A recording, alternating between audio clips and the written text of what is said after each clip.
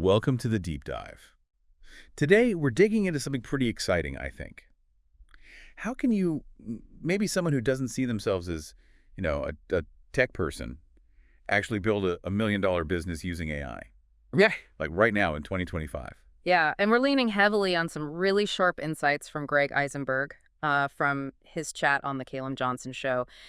He lays out some actual strategies, but also, crucially, the mindset you need. Exactly, because let's be honest, a lot of people hear AI and tech business and immediately feel like, oh, that's not for me. Right, and Eisenberg tackles that head on. He basically says that feeling that I'm an outsider vibe is the biggest hurdle.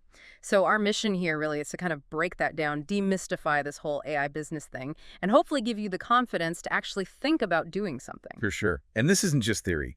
Greg shared some genuinely inspiring stories. People in his circle using his ideas, building AI businesses, pulling in like $50,000 a month already. 50 grand a month. Yeah. And they're looking towards that $1 million mark. So these aren't just dreams. No, it's happening. These examples are real. And that's key for you listening. You don't need to be some coding wizard. I mean, Eisenberg himself, he built and sold companies, leads an AI venture now, but he still kind of sees himself as a tech outsider in some ways. That's fascinating. So his advice comes from like real world trenches, not just an academic perspective. Exactly. Very practical. Okay, so first things first, let's get a handle on the landscape. Greg has this great way of explaining the shift from what he calls dumb software to smart software. Right, the AI-powered stuff. Yeah. So think about old school software like Salesforce, maybe. Before AI, it was, well, dumb. It only did what you manually told it. Every lead, every name, every detail, a salesperson had to type it all in. It's kind of wild to think multi-trillion-dollar industries were built on that kind of manual work, isn't it? Totally. Now, contrast that with smart software. We're putting AI, that human-like intelligence, into the software. So instead of a person digging through leads, I could do it, like scrape the web, analyze data, score leads automatically. precisely, using things like large language models, LLMs, which, sound complicated, but most people have used them already. Like ChatGPT. Exactly like ChatGPT. LLMs let software understand and generate text like a human. Suddenly, software can do tasks that needed our brains before understanding context, creating stuff. Okay, and then Isenberg mentions AI agents. What's that about? So think of that as the next step. You use the LLMs to build like a digital person inside the software that can do whole tasks on its own. A digital person? Sort of. Like, imagine an AI salesperson you could just tell, go find me 10 new clients this month, CEOs in this specific region. Yeah. Before, you'd have to hire someone, train them. Manage them, right. Now, potentially, an AI agent could handle a lot of that. And Eisenberg's point is, even with all the hype around AI now, we're still seriously underestimating how big this shift is. Really? Yeah. Even with all the talk. Yeah. He thinks we haven't fully grasped the societal changes coming from having scalable, human-like intelligence. There will be downsides, sure, but the opportunity for innovation, for new businesses, he thinks it's still way bigger than most people realize. Okay, so that leads us to the opportunity. Where can someone like our listener actually jump in? If the old dumb software created trillions, what's the potential now? It's immense. Hard to put a number on it, but it's a paradigm shift. Greg points to two massive areas ripe for disruption. Yeah, wait, really. First, dismantling SaaS software as a service. Think Adobe, Monday.com, the big guys. Dismantling them. Ow. He argues you can now use these easier platforms, Replit, Bolt, Lovable, Cursor, using what he calls vibe coding. Vibe coding. I like that. Yeah. It's like you're using AI help on these platforms to build stuff fast, almost like talking to ChatGPT. Yeah. You could create cheaper, niche versions of existing tools, maybe even free ones. So instead of the giant one-size-fits-all Adobe suite, you could build, like the DocuSign just for German dentists? Exactly. Or the Monday.com, but tailored for Canadian construction companies. Something super specific, built quickly, much cheaper. And because those existing markets are huge, billions in revenue. Right. Even grabbing a tiny slice of a specific niche could mean serious money for a small AI-driven company. It's about finding those underserved corners. Okay, that makes sense. What's the second area? Undercutting agencies. Yeah. Consulting firms, freelancers, marketing agencies. Think about giants like McKinsey or Accenture. They're massive overheads. Okay. Eisenberg asks, what happens when you can basically spin up a junior McKinsey analyst using AI? Wow. So using AI to deliver consulting or agency services way more efficiently and affordably. That's the idea. Now, obviously, there are counter-arguments, right? Taste, brand trust, especially for big consulting gigs. People trust McKinsey. Sure, nobody gets fired for hiring McKinsey, as the saying goes. Exactly. He acknowledges that brand power. But his point is, there's still billions being spent on services where a cheaper AI-driven option delivering similar results could absolutely carve out a big chunk of the market. There's just so much room below the absolute top tier. Okay, so we see the landscape, we see the opportunities, but who actually does this? Greg apparently sees a clear difference between people who talk about it and people who, well, build these 50 cool month businesses. Yeah, he really contrasts the action takers with the observers and the ones succeeding. They share some key traits. Like what? First off, genuine intellectual curiosity. They're just driven to poke around with new AI tools, experiments, see what happens. Not because they have to, but because they want to. They're tinkers at heart. Kind of, yeah. And that connects to the second point. They're willing to get their hands dirty. They don't feel they're too good for trying out these new platforms like Replit or Lovable. Like that factory owner Isenberg mentioned, sweeping his own floors.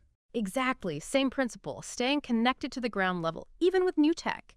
They don't shy away from the basics. What else differentiates them?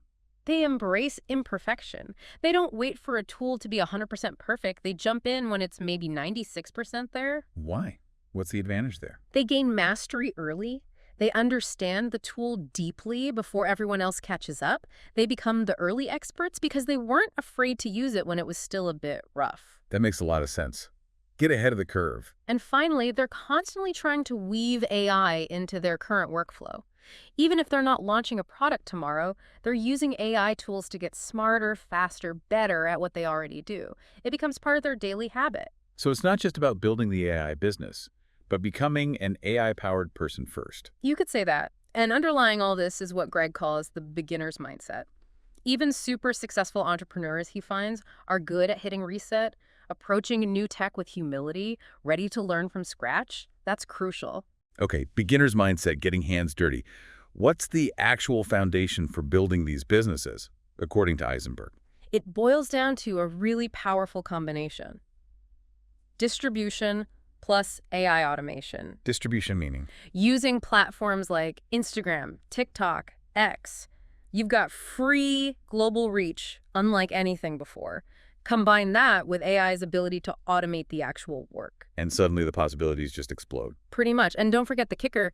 Billions of people on those networks have credit cards attached. Right. So you can reach them and potentially transact with them directly. It's a game changer. So the modern business blueprint looks different. It's create viral content, niche focus, experiment with formats, understand algorithms, then use AI to build the product that audience needs, then figure out pricing. Which is kind of backwards compared to traditional business school, maybe. Very different. Yeah. He contrasts it sharply. He even talks about dropping out of university himself back in like 2009 because they were teaching desktop apps while the world was exploding with mobile apps. He felt this huge disconnect. He wanted to build real stuff, gain skills for now, not learn theory that felt outdated. That really drives the point home. Okay, so let's get into the practical steps. He has a framework, right? Yeah. 5-step plan. Yep. Step 1. Identify a painful workflow. Okay, what does that mean exactly? This is where the gold is often hiding. Eisenberg has this brilliant idea. Basically, every time you see an export button in software, that button potentially represents a $1 million to $100 million AI business opportunity. Oh. Because what do you do after you export? You analyze it, manipulate it, report on it. A lot of that post-export work is manual, tedious. AI can automate that analysis. Oh, I see. So the export itself signifies a point where manual work often begins. Exactly. So look at your own work. What tasks are repetitive, annoying, things you dread doing? That frustration is a huge clue, like doing your taxes, categorizing transactions, classic painful workflow. He mentioned Icon, the AI ad maker, as an example too, didn't he? Yeah, perfect example. Making ad variations for Facebook, Instagram, finding actors, shooting video, writing copy, testing. It's a massive pain for marketers. Right. Icon uses AI to automate generating tons of ad variations. Even with AI-generated creators, it hits a major pain point directly. So the key is finding a problem painful enough that people will actually pay to solve it. Bingo. And often, the best ideas come from people in that job, feeling that pain every day. They know exactly what needs fixing. Okay, found a pain point. What's step 2?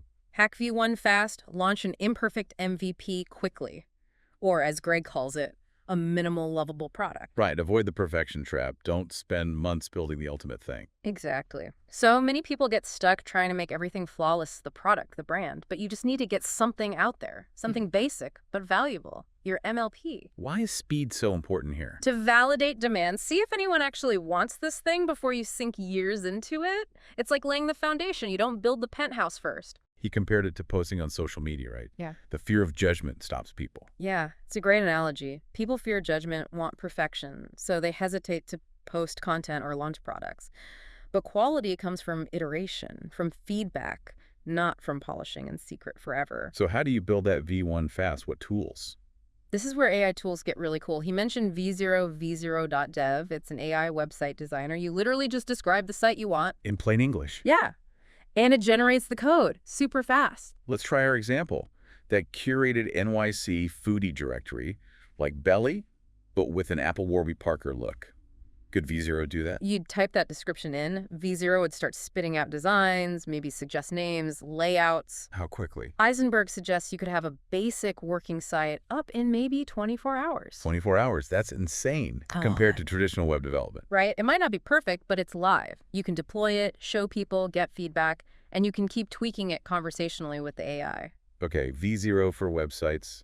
What else? He mentioned Manus. Yeah, Manus is more for product development itself. It's like an AI agent platform. You can give it complex R&D tasks. Like having an AI employee. Or even a small team. He gave the example of asking Manus to brainstorm a competitor to starface those pimple patches, but for older people. And what did it do? It did market research, competitor analysis, suggested product designs for that audience, even made visual mock-ups. It acted like a diligent human researcher and designer. Wow. So these tools let you punch way above your weight, basically. Yeah. Build lean, profitable companies. That's the potential. Okay, so you've got your MLP out there. Step 3. Grow distribution daily. Turn your product into a movement. This sounds crucial. Absolutely. Greg says lots of AI startups fail not because the product's bad, but because nobody finds it. They can't get users. So with AI making product creation easier, distribution becomes the real differentiator, the moat. Exactly. Yeah. You need a system for getting your stuff seen, growing your audience, making your product feel distinct. He even suggests maybe not going for the standard slick Apple look, maybe stand out visually. Okay, how do you build that audience, especially if you're starting from zero? He had a playbook, right? A 4-step playbook. 1. Define your who. Who are you serving? What do they need? Maybe start a bit broad if your niche is too quiet initially. Got it. Know your audience. 2. Master formats. Pick one content format per business day. Systemize making it. And look outside your niche for formats that work and adapt them. Consistency is key. 1 format a day. Okay. 3. Build systems. Your creative faucet routine. Know what sparks ideas for you, podcasts, blogs, whatever. Capture those ideas systematically, like in a notes app, then schedule time to actually create and publish. Makes sense. Avoid waiting for inspiration. And 4. Set a primary goal, but make it meaningful. Don't just chase follower counts. Aim for things like email list growth or actual revenue coming from social, things that show real engagement. And you probably won't go viral immediately, right? No, probably not. But you put stuff out consistently, watch the analytics, see what gets those little spikes in engagement, and then you double down on that type of content, those topics. You learn what resonates. Okay, build audience, get distribution. Step 4. Nail retention and perfect the core loop. Getting users is one thing.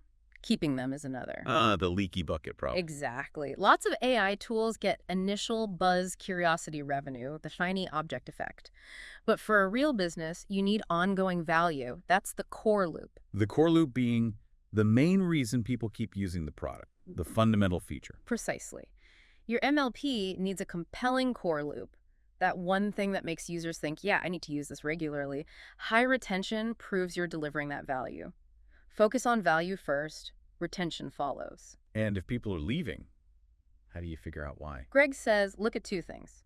Behavioral analytics, the data usage, churn rates, and attitudinal analytics, the voice of the customer. So talk to them. Yes. Ask people why they left, what they liked, what they didn't. Combine that qualitative insight with the usage data. He had that analogy of the shopper, right? Data shows they bought something, but talking reveals they were frustrated. Exactly. Data tells you what happened, talking tells you why. You need both for the full picture. But he also cautioned against letting data drive everything. Right. Data informs, it doesn't dictate. rely only on data, you might end up with a generic product. You still need intuition, that deep understanding of your users. Balance data with your gut. So how do you find that core loop to perfect? Pay attention. What are users actually doing enthusiastically? What seems indispensable? Think about Calendly. The scheduling tool. Yeah. For ages, their core loop was just super simple link-based scheduling. They focused relentlessly on that, built their brand around it, and won big, even with competitors. They nailed the core loop. Focus is key. Okay, final step. Step 5. Partner with creators to scale. Leverage influencer-led growth. Why creators? Because building your own audience takes time, right? That's the long game.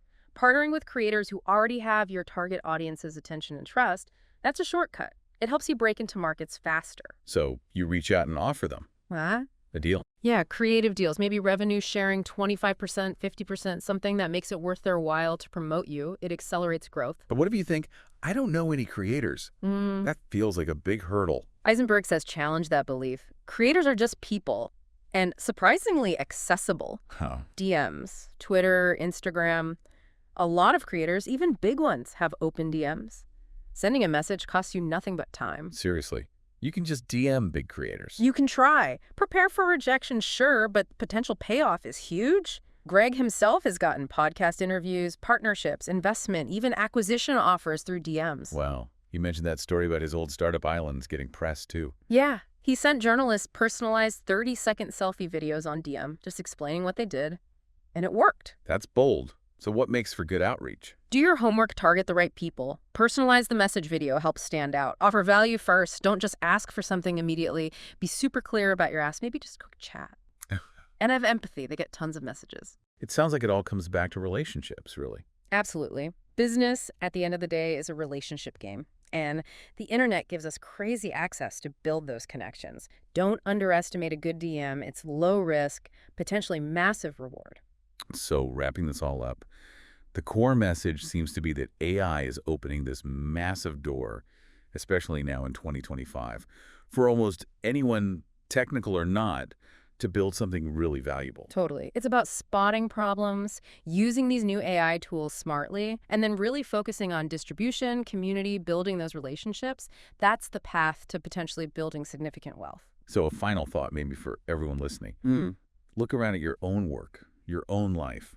What are those nagging, inefficient, painful workflows? Yeah, could AI be the key to turning one of those frustrations into a business? Maybe even $1 million one. Perhaps the first step isn't building code, but just sending a DM, reaching out to someone in the AI space or a creator you admire. The potential feels enormous. It's about taking that first step,